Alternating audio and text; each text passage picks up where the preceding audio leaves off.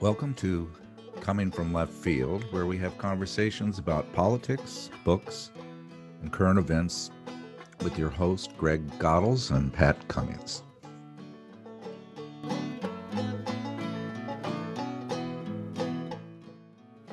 Recently, I've been feeling overwhelmed by our deteriorating political landscape. I get lost when I turn on cable TV, scroll through my social media, or read the daily news. But when I put on my headphones and listen to one of my favorite pieces of music, I find reprieve from this chaos. What happens?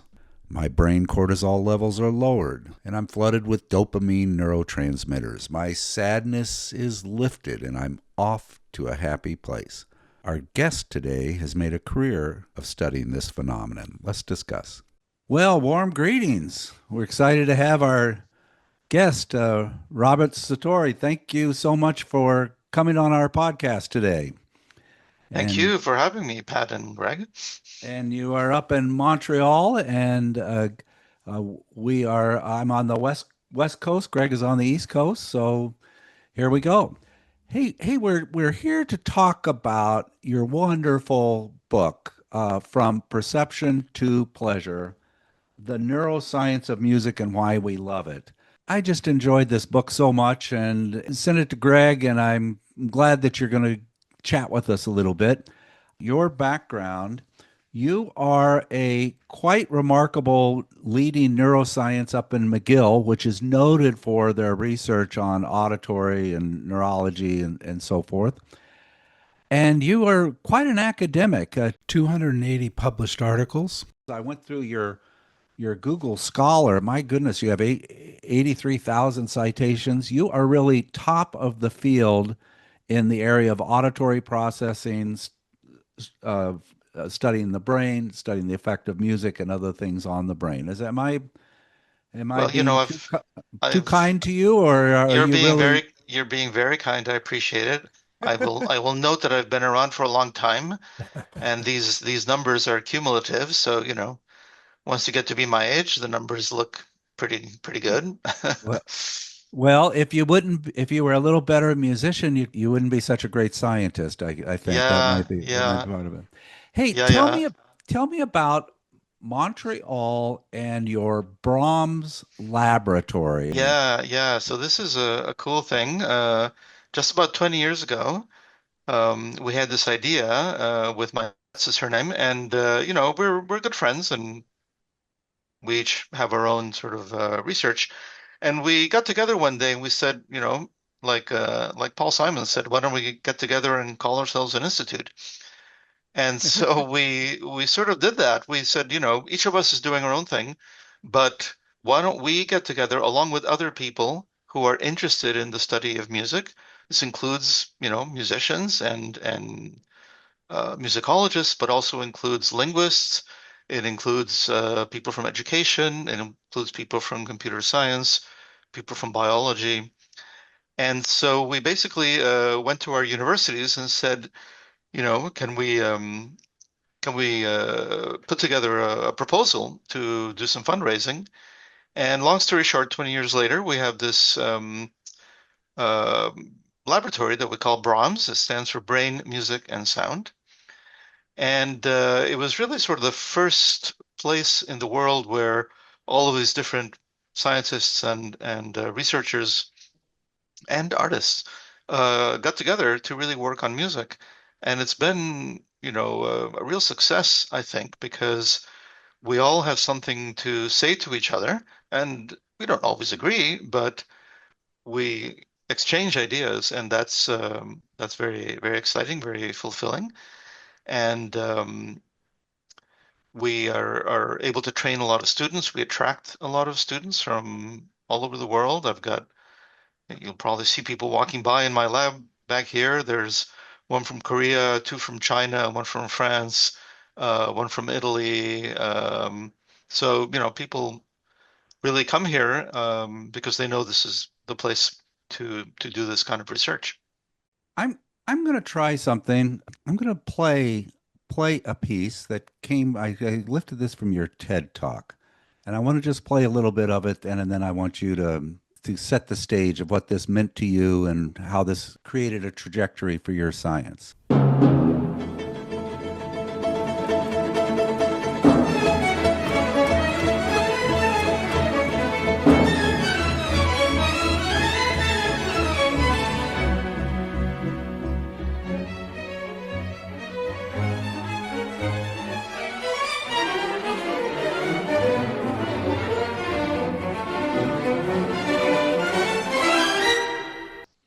Okay. Yeah, Tell yeah. me about what you just heard. Yeah, so this is a piece by Bela Bartok, the Hungarian composer who lived in the early part of the 20th century. And I have a kind of a personal story about that because I must have been around, I don't know, 13 or 14. I was a kid. And like everyone at that time period, we're talking about, the early 70s, I was listening to rock music and, some of it was okay, the Beatles, wonderful musicians, but some of it was pretty mediocre, I would say, like, I don't know, Iron Butterfly, stuff like that. The kind of things that appeal to an adolescent kid.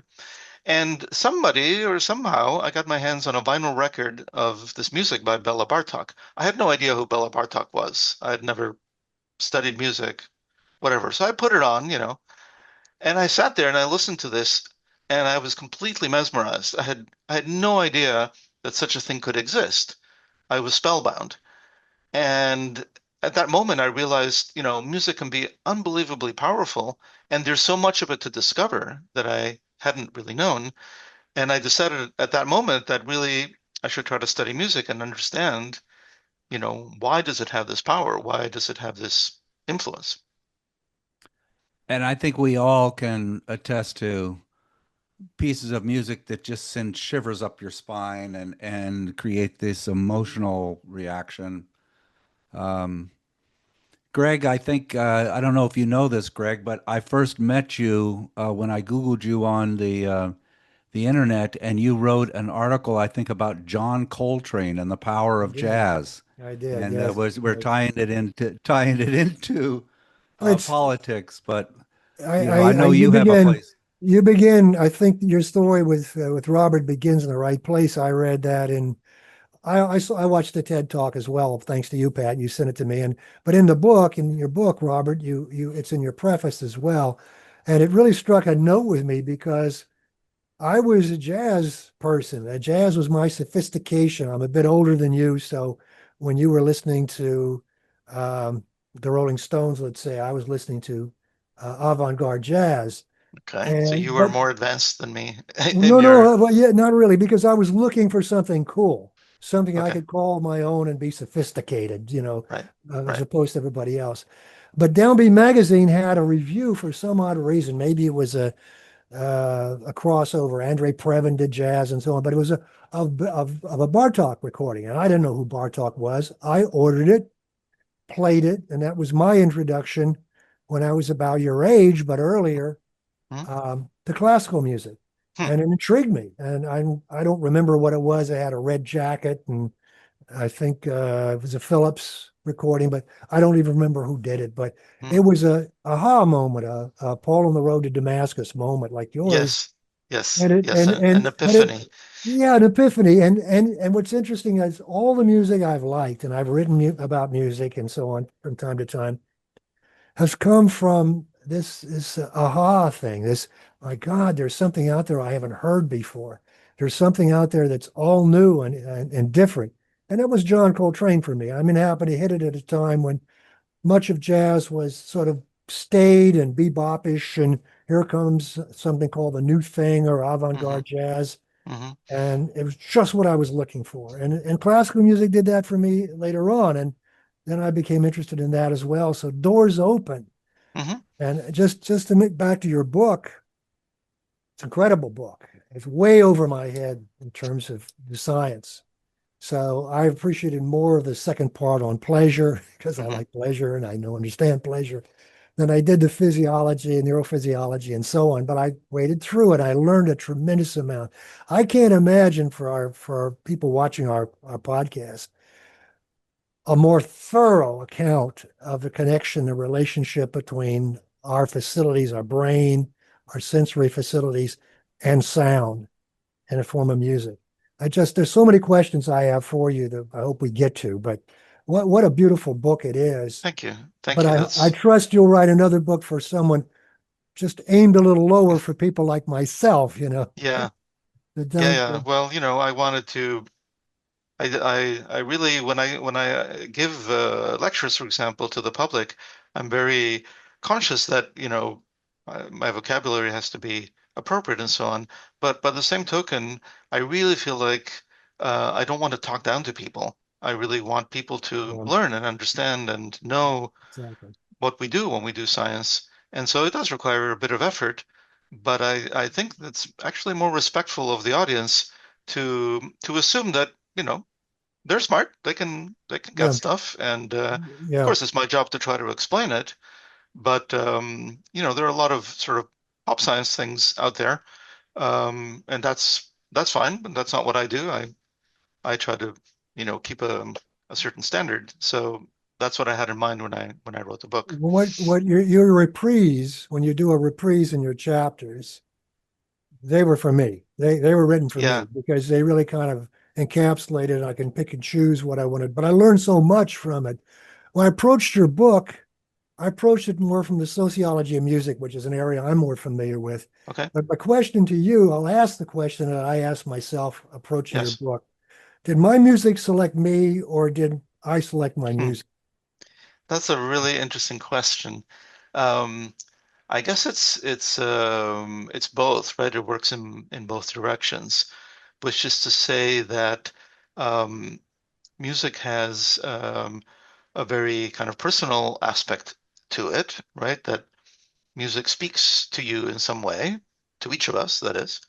But also, music has a huge social component, and we tend to uh, not only listen but also, exchange ideas about music with people who are like-minded and who have similar tastes.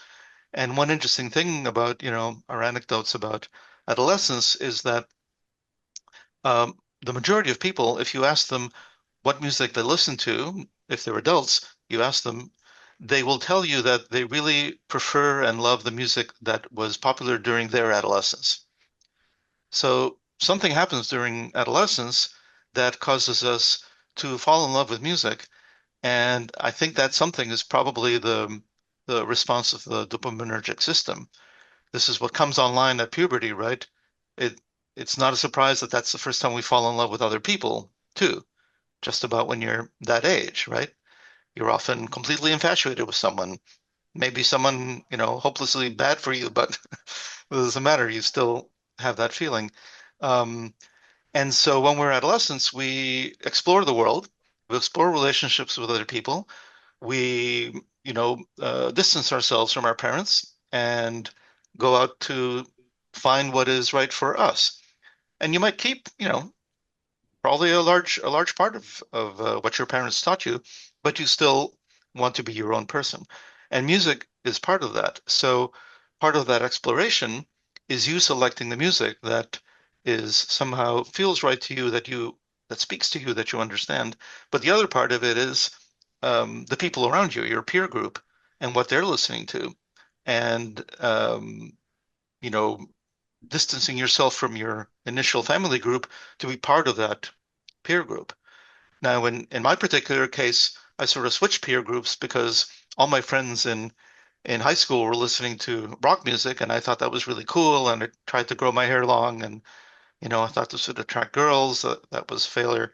But um, as soon as I started to listen to Bartok, and then shortly thereafter, I started taking music lessons, and my teacher insisted I had to learn to play Bach. And once I was exposed to that world, then I met a whole lot of other people, mostly other nerdy kids about my age who were interested in classical music. And then they became my peer group. And thanks to them, I was exposed to all kinds of interesting music. So, it's in answer to your question, it's really both. You search out what uh, what what turns you on, essentially, and at the same time, um, you exchange with other people and you get ideas from them and you're influenced by them, and that's how you form your musical tastes. Let's begin in the beginning. You mentioned I'm going to get this guy's name wrong. Santiago Ramona Cartel, the Ramón y Nobel. Cajal, Santiago Ramón y Cajal. Okay. And way back in 1904, he made a prediction that music literally changes the structure of the brain, and he ended up getting a Nobel Prize a couple of years later. Yeah, You yeah. know, this is So before EKGs, before MRIs, yeah, before. yeah, So tell yeah. me, he's like the beginning of your field. Would that be Yes. correct? Yes. Well, he's considered the father of neuroanatomy. He was a Spanish scientist, and my ancestry is from Spain, so it's kind of cool. My grandfather was born in Spain, so we have a little connection there. Um, so Ramón y Cajal was interested in looking at the cells of the brain. So he was an exceptional scientist, but also, interestingly, quite an artist because he would look into his microscope and then draw what he saw. And his drawings are so beautiful. If you look them up on Google, you'll see them. They're all drawn by hand with ink, different colors of ink, and a lot of them look like, abstract paintings. And what he discovered was that the neurons, the nerve cells, all have these little fibers that come out from them, and we know today that they're the dendrites that connect one neuron to another. And he proposed that those connections changed depending on the experience that you have. This is a completely new concept. And he didn't have the evidence for it, by the way. This was, you know, a logical deduction, shall we say. Um, and what he wrote famously was in one of his books, he said, well, to give an example of what he meant by this idea that the dendrites could change or could grow or could become more numerous, he said, imagine the brain of a pianist. So that person can play, an hour of music from memory and can control his fingers or her fingers um, exceptionally well to produce this beautiful music. So something in that person's brain must have changed. It must have adapted Mhm. to enable this particular function to happen because the average person cannot do this. It's only someone who's trained for years and years and years and years. And so his proposal was that all of that training changes the way the nerve cells are interconnected. And indeed, he proposed this in 1904. And, about a century later, we finally do have evidence for that because we can actually look at brain scans and we can look at maybe not necessarily the actual dendrites, which are too fine to be seen in a live brain, with imaging, but you can nevertheless see changes in the way the brain is connected in the case of someone who is musically trained. And that change in the connection pattern has a lot to do with the experience that they have. The most obvious change, for example, is that the part of the brain that controls the hands, which is located, up here in the two hemispheres, and the part of the brain that controls hearing, which is down here, the temporal lobe, the connections between those regions actually are stronger, are strengthened, which makes sense because you're constantly moving your hands or your lips if you're a trumpet player or your larynx if you're a singer to produce sound. So, that kind of change, which we call plasticity, refers to the fact that your brain is able to be modified. So this is kind of what I got from your book. You have the auditory cortex part of the brain, and then you have the motor part of the brain, the frontal lobes, the frontal lobes, the reasoning, if you will, higher level reasoning. And it appears that you are saying that the neural response of music is a connection between motor and auditory. And is this replacing the the fact that they thought it was just predictive cognitive from the predictive cognitive models to it's actually a relationship between motor and the auditory cortex. Well, no, both things are true. So the connection between auditory and motor is particularly linked to performance. So people who are especially skilled performers would have this capacity. Um, but my whole book actually is predicated on this idea of prediction, which is the link to pleasure. That's why I call it from perception to pleasure.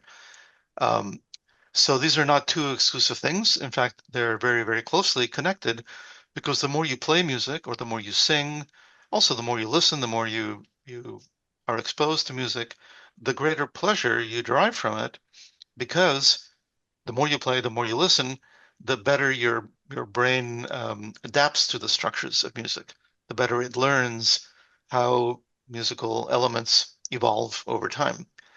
And so it's not a surprise that people who train in music, they grow into uh, appreciating larger, types of music. And as we were saying with Greg a minute ago, also expanding your repertoire. You might start off listening to only one thing, but the more you learn, the more you realize that there are other genres or other styles or other cultures even that generate all kinds of interesting music, and you are able to learn more about that and get more pleasure from it.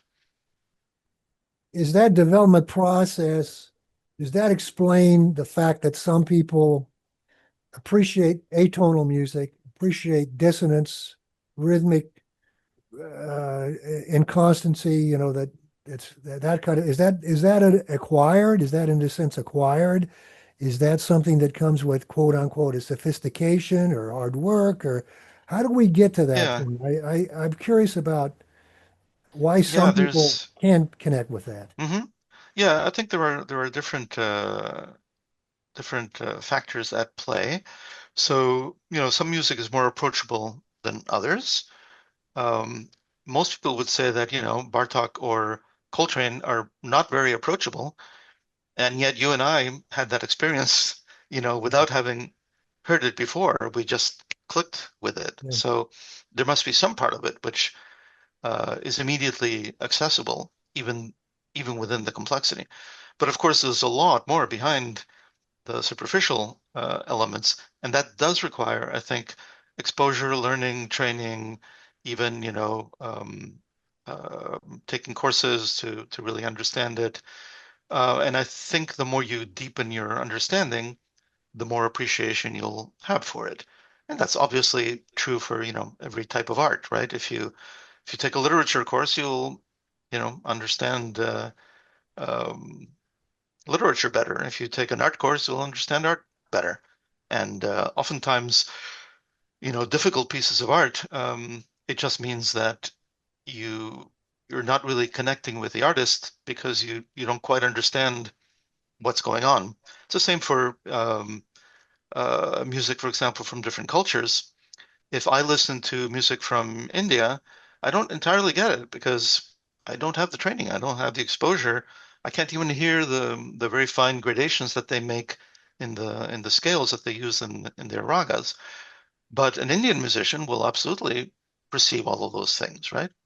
So if I put my mind to it, if I went and studied Indian music and I tried to learn it and so on, I would probably eventually learn to appreciate it a lot more than I do now. How do you account for, again, I'm on the pleasure end of it. That's where I'm focusing. But Yeah. newness is something like you, it had to be the case that I was looking for something new when I discovered Coltrane in 1959, 1960. Your Bartok experience, you're the kind of personality, I assume, a person that gets excited about newness. Yes. Is there any deeper physiological, neurophysiological understanding of what that concept of newness? I Hmm. know you have in your award discussion, you talk about musical seeking, which Yes. I kind of interpreted as what we're Yeah. talking about here. That's right. That's But right. is Yeah. there a Seeking out. neurophysiological explanation that you've? Yes. Yes. Well, there's both a psychological and a physiological component to this. So psychologically, psychologists have, for a long, long time described different personality traits, and one of them is called openness to experience. This is a general trait that varies in the population. Some people are very open to new experiences. Some people are very conservative and they want comfort and they don't go out looking for new things. It's not right or wrong, just different settings, if you will. And it's been shown that people who score high on these traits, like openness to experience, um, not surprisingly, they like to listen to interesting and new and different music all the time. They're always seeking something new, as opposed to someone who scores low, who has their, playlist, their favorites, and that's what they listen to and makes them happy. So very often, with people who are more open to experience, they're going to enjoy a wider range of music because they're always seeking something new. And this is also linked to dopamine, which I mentioned earlier, in terms of adolescence, but it's also true in the population at large. The way your dopamine system reacts varies. So people with a kind of higher reactivity, they'll seek out novelty because they need it to keep going, right? They get bored quickly. I'm sort of one of those people. I drive my wife crazy because I'm always saying, "Oh, let's do something different. Let's um, go out and try something we haven't tried." So that's kind of low boredom tolerance and high exploration. This is associated with the dopamine system because the dopamine system is related both to pleasure and also to exploration and to seeking and to motivation. All of these things are sort of interrelated. Back to the Greg's enjoyment, seeking enjoyment. Did this all start with the rat studies? I remember way back when I was in grad school, we had the rat lab. I'm a psychology graduate, and they'd have little wires and they would measure electrical stimulation. So we know that money, giving someone money, or showing sexual imagery, or food if you're hungry, all of these kind of stimulate the dopamine in the brain and give you a good feeling. I mean, a good drug, my drug days are over, but there's just this warmth of, oh my gosh, I'm feeling great. And so did that start with rat labs or did it? Yes, It yes. did. It started So with the rat labs. Okay. yes. So there were, a lot of different studies being done with experimental animals, often rats. Um, and one of them was done right here at McGill University, a famous study of stimulation, electrical stimulation of regions of the brain that produce what appears to be pleasure in the rats because they would self-stimulate. They would keep, pressing a bar to receive the stimulation. So what's interesting is that there are structures in the brain that we refer to collectively as the reward system. It's a group of different nuclei throughout, mostly deeply located in the brain, the brainstem and the forebrain. And these nuclei respond to the kinds of stimuli you just mentioned. So food, particularly if the person or the animal is hungry. Um, in the case of humans, we respond to things like money, um, sexual stimulation, obviously. So these are interesting because psychologists would refer to them as reinforcers, right? Classic sort of thing. An animal can be easily trained to do something to obtain reinforcement.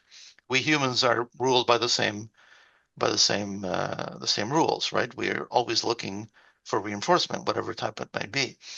But when we first started looking at music, this was really an open question. The first question that we faced was, okay, music gives us pleasure, but does that mean that it is going through these same circuits that these biological reinforcers are going through?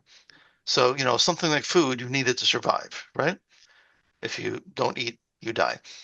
Something like sex is not exactly necessary for survival, not of the individual. You can give it up. A lot of people do, but you do need it for the species to survive. Otherwise, the species will die out.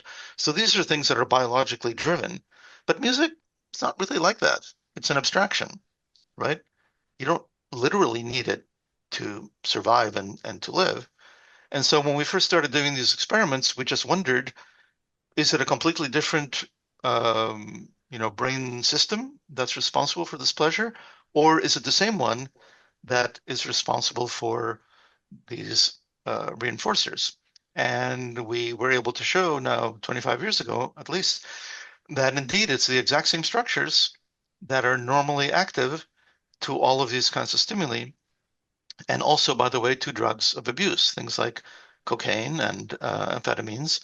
Um, they do activate the reward system, which is part of the reason they're dangerous, is because your reward system is signaling, this is, I want more of this, I want more of this, and eventually you become addicted. Um, and yet, music, although it's completely abstract, you end up responding to it via the same underlying biology that keeps us alive. And that opened up the door when we first discovered that.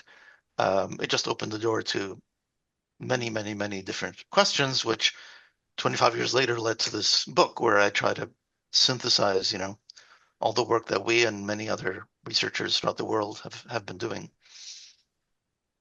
I do a short introduction to our podcast, and the gist of my introduction to this podcast was how stressed I am with the political economy, what's going on with politics, and I death scroll on my iPhone, and I watch cable to TV, and lately I have just been shutting it off, putting on my nice headphones, and listening to music, and oh my God, it's just wonderful. I don't know why we don't do this kind of thing more often, because exactly what you're saying with just your stress level and just your enjoyment and your mind floating to when you first heard the piece, and it's just a wonderful physical change.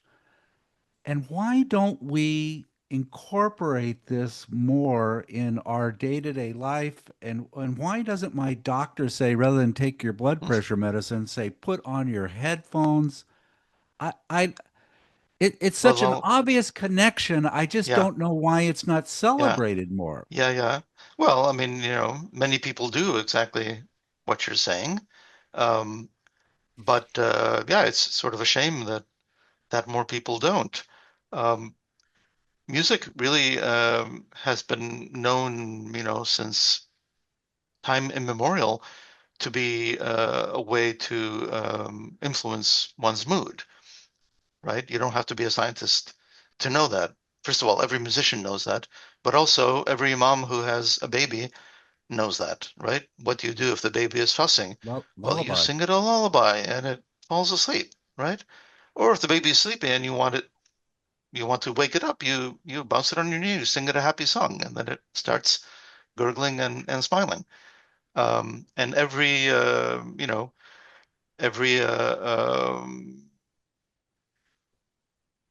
I mean, music is used in so many ways to influence moods, right? Almost what I was trying to say is every event that we go to that is somehow significant is typically accompanied by music, right? You wouldn't have a wedding without music, for example. You wouldn't have a big sports event without some kind of music, either at the beginning or during the halftime or whatever. Religious events are full of music, right? Because this is important. This is a way for people to not only communicate but also to influence each other's moods. If you have a solemn event, I don't know, a memorial event for someone, you might very well play music, which will make you reflect and it might even make you sad, right? Music doesn't always just make you happy, but that's part of its power as well, is that it can influence your mood and it can intensify whatever you're feeling, or it can move you away from that feeling, right?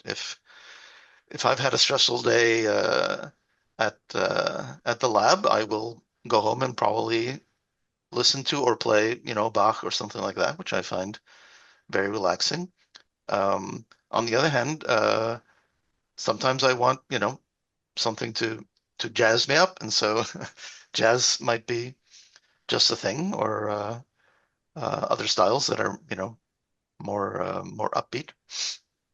It was fascinating to me. You mentioned lullabies. It rang the bell about your cross-cultural work or your references to cross-cultural work that someone in a entirely different culture can hear music they're totally unfamiliar with, but identify what functions as a lullaby as something in their culture that would similarly function as a lullaby. Hmm. Did you find that to be extraordinary? I find it to be. Yeah, it is quite extraordinary. I mean, there are limits to it because a lot of it is learned. There are, associations that you form, but it's remarkable that there are indeed quite a few similarities across cultures, even cultures that are very distant from one another. Like you said, lullabies have certain features which are in common, um, whereas dance music typically has different features than a lullaby. And if you look closely at what those features are, it makes so much sense. Because in the case of lullabies, what you're trying to do is put the infant to sleep, or at least calm it down. So what you want are musical phrases that are relatively long and slow and sort of smooth. Because if you think of the trajectory in space of a melody, that's kind of the movement that would be associated with being calm. If, on the other hand, you want to liven up someone's mood, to wake them up, or to express joy, for instance, what you actually want is much louder music. You want it to be much faster, and you want the sounds to sort of jump up and down a lot.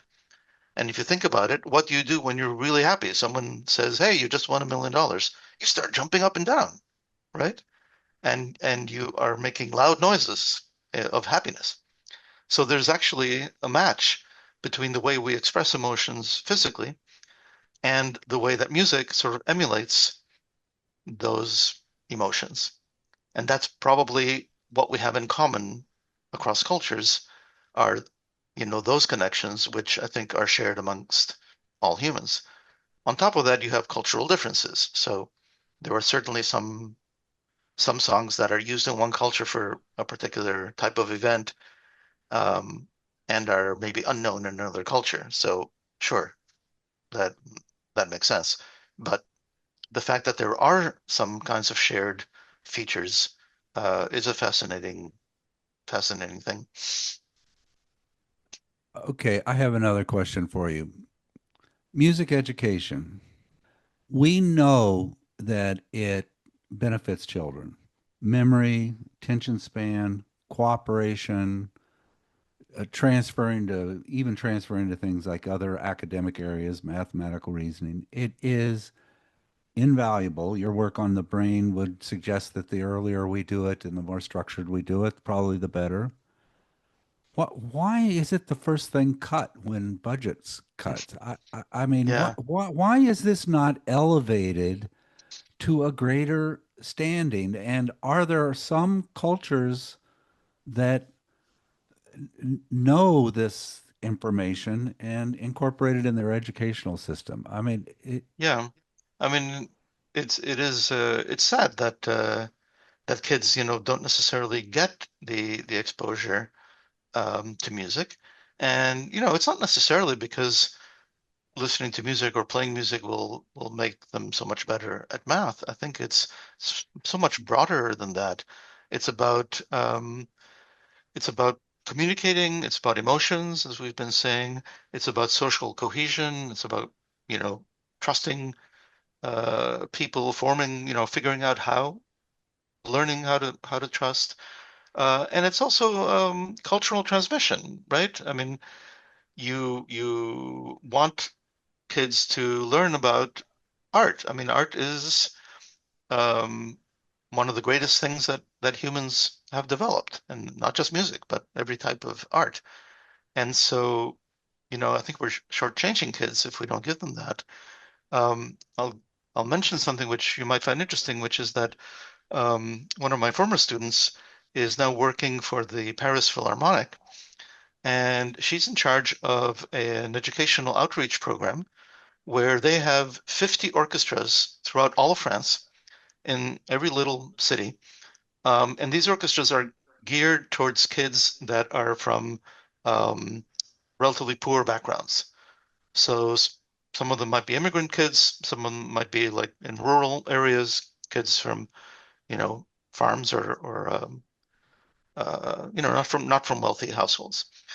And the idea is to teach them music in part because, France is very into culture, right? If you ever go to France, one of the most wonderful things is that everywhere you go, there's an exhibit, there's a concert, there's, a public display of art of some kind.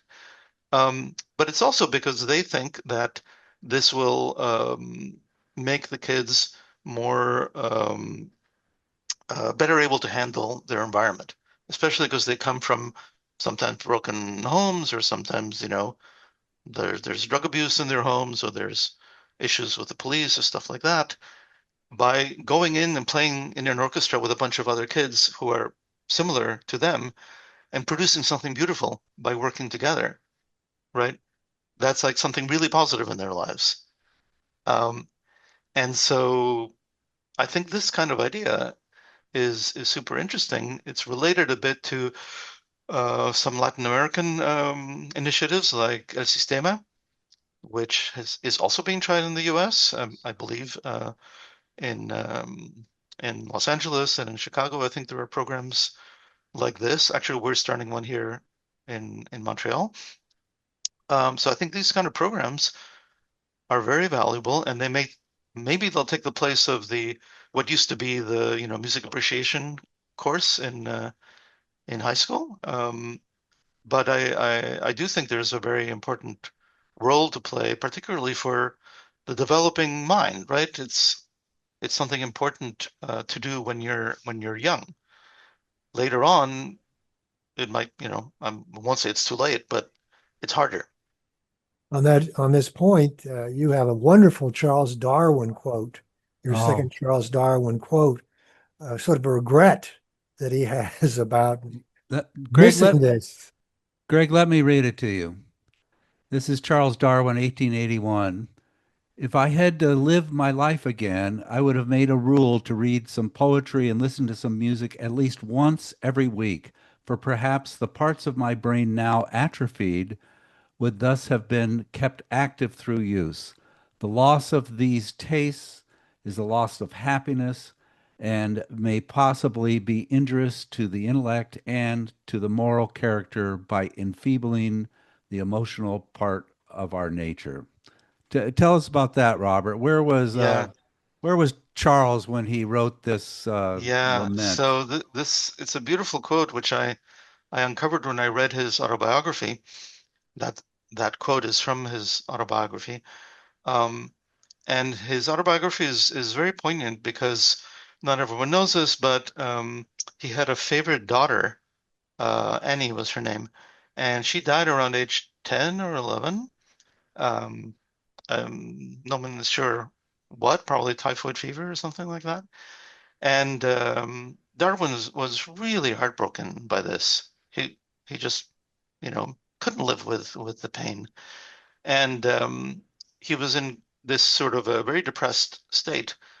And that's when he is reflecting on this, um, on his state, and he says, the loss of these tastes. What he means is that he no longer enjoys. He says earlier in that passage that he no longer enjoys life, that the things that he used to love, music, or going out, seeing people, etc., um, he no longer enjoys. I mean, he's basically in a depression, right?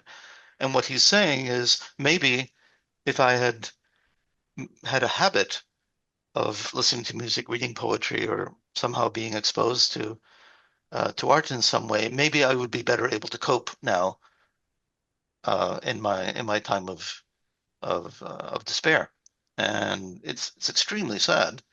But Yeah. I think he had a terrific insight there, and it's even more interesting because at the beginning of the book I have a different quote from Darwin, where he basically says the ability that humans have to produce music is amongst the most mysterious with which humans are endowed. In other words, he couldn't figure out why does music exist because according to his theory, um, the only behaviors that would exist are behaviors that are important for survival, right? That's the whole idea of selection, right? Natural selection is survival of the fittest. So why does music survive if it doesn't actually make you better? It doesn't improve your fitness. So he was very questioning about that. He really didn't have a good theory. And then years later, when he's reflecting back on his own life, I think he actually answers that question. This is what music is for, Mm. right? Right. It's for the emotional part of our nature. Yeah. He's right. Greg, how do you listen to music? I listen to music all of the time, Mm-hmm. Mm-hmm. all of the time. I mean, if I'm reading, if I'm writing, if I'm by myself, which I spend a lot of time by myself, music isn't a social thing for me. I'm not a dancer and I don't go to concerts, but I listen to music all of the time. And I attribute that love for music and my lust also to work out frequently, like every day, to my mental health. I mean, I think that's essentially why I get over disappointment fairly quickly. I bounce back from things fairly quickly. So it's therapeutic, but I've grown to love music. I can't imagine being without it. Probably I'd rather lose my eyesight than I would my hearing because and Robert, it how, it plays all these roles for me mm. that he elucidates: mood, newness, evocation of emotion, all of those roles. Robert, how about you? Do you, when you're at your office now, do you usually have something in the background to help you, or how I do you tend listen not to it? to, no, I tend not to listen to music except when I'm listening to music, if you Uh-huh, know what I uh-huh. mean. So either I'm playing it, um, or I really, want to sit down and listen. I do go to a lot of concerts, um, in part because I like live music, and in part because I find that I get more challenged when I go to a concert because whoever is playing has selected music that maybe I don't know. Hmm. If I listen to recorded music, I almost always tend to listen to whatever I already am familiar with. And so when I go to a concert, the musician has kind of curated a playlist, if you will, whatever the program is. Um, and I don't always like it, but that's okay because I get exposed to new things. Um, and I like the spontaneity of live music. I think there's more going on when you hear a live performance, which is not to say I don't listen to recorded music. I do, of course. But I think I think somehow with age I've shifted from having listened primarily to recorded music to now going to a lot more concerts. Maybe it's because I have more money now than when I was younger and I was poor, so I can Right. afford Yeah, going to concerts. it's a Do But factor. also either of playing you, music, I think playing music yourself is also really what important. what music do you play? What instruments do you play? So I was actually trained as an organist. Hmm. So I can sort of play piano. I'm not a very good pianist, but organ is really my instrument. And I actually have an organ in my laboratory, which is, I think, kind of crazy, but we use it to look at the way people are able to coordinate their limbs because the organ is the only instrument that requires complete coordination of both hands and both feet. Yeah. You have to It's move not a your feet Hammond. around on the It's not. pedals. It's not a No, it's well, Hammond V12 with the Leslie speakers, is it? it's You'd not. be the It's coolest a professor ever if that was the case, right? I'm not that cool. It's a digital version of a pipe organ found in the Netherlands, which is a Baroque instrument from 1725, Oh and my Oh, it's gosh. an absolutely beautiful digital emulation of that organ. So, but it has a full pedal board, which is um, like it's a full 2 octaves that you play with your feet, which Yeah. is why Yeah. the organ is so good for polyphonic music like Bach or other Baroque music, because you Yeah. play melodies with your hands and with your feet. Anybody into vinyl? Greg, are you into vinyl? Do Oh, you I have have a an incredible vinyl collection. I mean, that's my basics. I never got rid of it. I always collected it and so on. So I've got people that want to buy it from me, mainly jazz, but I've got some older classical stuff as well.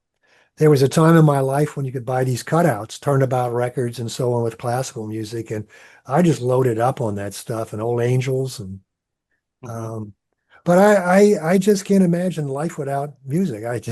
And I I get Amazon has algorithms, so they tell you what they think you like. And it bores the hell out of me because I'm thinking, find me something new, find me something new. But I listen passively to a lot of them. I grew up, fortunately. I think the greatest gift was when I got into jazz, when I got into avant-garde jazz, I would get these records. I was 13 years old. I'd turn the lights off. I'd put the vinyl on a record player and I would listen. I was struck by what you said earlier. That was listening. I mean, there was nothing else in my mind but listening to it. And that enabled me to learn so much, not technically, but hear things, Hmm. hear and separate Yep. and so on. I don't do that so much anymore. I'm just not as patient as I was, but boy, I put the time in. I spent the time doing that and I really appreciate it. Tell me well when your final quote is from Violetta Parra, which I really enjoyed. Yes. That I happened to see one of her children in Chile right after uh, what's his name was deposed when what's his name stepped Pinochet. aside. Pinochet stepped aside and Yeah. it was okay to go to Chile, and there she was performing in a club. I think it was the Hmm. daughter, Hmm. not Hmm. Violetta, but Yeah, yeah. Well, she Isabel. was. Isabel still alive then. Yeah, you're right. Yes, that's right. Yeah, yeah, yeah. Well, Violeta Parra was a kind of a leftist singer. I included that quote at the very end of the book. It's her famous song "Gracias a la vida," which means "Thank you to life." Um, and it's a very beautiful song. But it's also a very sad song because you may know that she committed suicide, Yeah. and this is one of the last songs that she wrote. And it's a song full of grace, full of love. And she yeah. says, "Thank you to life. Life is beautiful." Well, that's kind of a bummer way to Music, end the music podcast, conveys but there we music. go. We before we go, the one thing we didn't touch on, you did it initially, Pat, and we let it go, but it's about the chill you get. There's Right. some music that just gives you a chill. In classical music, there was an angel recording on mono of Mozart's C minor Mass with Edith Mathis Mm. and as a soprano, and it Hmm. would literally my and I every time I listen to that record the hair in the back of my neck just stands up. Yes. I get a chill now just talking about it, and I'm not even Yes. listening to it. But Yes. there were those moments with that. There were moments Yes. with Yes. Coltrane's music. Yeah, there And are moments like that. Yeah, yeah. does For me, it's everybody get that? Does everybody get that? Or are we blessed that most no, people well, do? not everyone. Not everyone. Most people do. Um, but so the chills is really interesting because it's this physiological response. And when we first started doing these experiments, we needed we needed to prove ourselves, to the science establishment that what we were doing was real science. It wasn't fluffy nonsense. Right. And we thought about this a lot. And I had a postdoctoral fellow who's very bright, and she said, "Well, why don't we find something that can't be faked? Like, if you ask someone, "Oh, do you like this music?" They would say, "Oh, yeah, I really love it." Well, maybe they're telling the truth, maybe they're not. So, what can we measure what can we quantify that can't be faked? And this chills response is particularly good because a lot of people feel it. It's associated with very high pleasure, and it is accompanied by changes in skin conductance on your fingers, or well, anywhere on your body, which is basically the sweat that changes. Also with skin temperature, which goes down. That's why it's called a chill. There's also elevated heart rate. There's also greater depth of respiration. There's all these physiological changes, and those you can measure. And so we were able to convince, skeptics that no, this is a real response. The brain is sending signals to the body, and maybe vice versa. Um, and we know when this pleasure is happening. And so our first experiments where we looked at the brain responses, and I mentioned earlier, we saw the activity in the reward system. That's when we saw it. We saw the peak activity in the reward system in the brain when we were measuring the peak in the chills. And that Unreal. was our link. Now, what we have also found subsequently, 20 years later, we discovered there are people who actually don't feel anything to music. They're fairly rare, but they do exist. And these are people who, feel perfectly normal responses to everything else. And I'm very careful to not call it a disorder because, as far as they're concerned, there's nothing wrong with them. Um, so they get pleasure from everything else that we all get pleasure from social connections, from other kinds of art, from eating food, from having sex, from even taking drugs, but not to music. And when we study their brain, it's really interesting because what we find is that the connection between the auditory parts of the brain, where the music is processed, and the reward regions that I have been mentioning all along, that connection is much less well developed. And so it's probably like a genetic variant, basically. It's you might call it neurodiversity, right? Some people are crazy about music, some people are indifferent to music. We're all different. We all have different strengths and weaknesses. And these particular people, whom we refer to as having musical anhedonia, which is lack of pleasure, um, they seem to have this particular difference in their brain wiring. And it's very interesting to us because it proves our theory, which is from perception to pleasure. Right. It proves that you need to have the auditory part of the brain kind of interpreting the music and then sending signals down to the reward region, which assigns the value. It says this is really good or this is really bad. And if you are lacking that connection or if it's decreased in magnitude, then you fail to experience this pleasure. Well, mine, it's Paganini's Violin Concerto with Isaac Perlman. Every time I put that on, I'm I have Ecstasy. never not had a visceral response to that. So, how about you, Bob? What's yours? I've got to Yes. run, friends. I've got to run, but thank you. Okay. Thank you very much, Robert. I Thank appreciate you, this. This Greg. is Thank you. It Okay. great was a fun. pleasure, Thank you. pleasure Good. to talk to you. All right. Yeah. For me, it's Horowitz's last recording. Ah, yes. Do you have that I, album? pl- I, the story behind that in his apartment Yes. 6 months before he Yes. died, I Yes. just can't listen to it without having a Yeah. Yeah. Yeah. It was response. recorded in his apartment on like Park Avenue in New York or something. And he plays various pieces. He plays a Chopin piece, which always sets me off. And he also plays, surprisingly, I'm not a big fan of Wagner at all, but Horowitz plays a piano reduction of Wagner's Tristan and Isolde, which was written by Liszt. So Franz Liszt wrote a piano version of the Oh my infamous, goodness. you know, love death scene, right? And if I listen to the opera, it's all screaming. It's not. I love opera, but not so much Wagner. But when I listen to this piano version, I just get chills all over the I, place.